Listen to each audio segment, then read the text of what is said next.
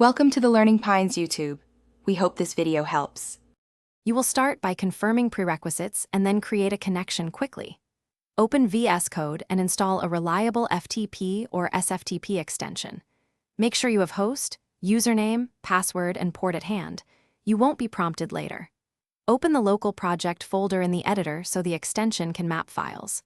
Once done, open the extension's Explorer pane and choose New Connection or Add Site to generate the initial configuration file. This is the first actionable step to reach the server. Now you will configure the connection file and validate credentials. Open the generated JSON or settings UI and enter host, port, protocol, FTP versus SFTP, username and password. Specify remote path for uploads. Enable passive mode if your network blocks incoming connections and set any timeouts or ignore rules. Save the file and click Connect in the extension. Watch the output panel for authentication and directory listing. If you see remote files, you're connected and can finish by using the FTP features to sync and edit files directly.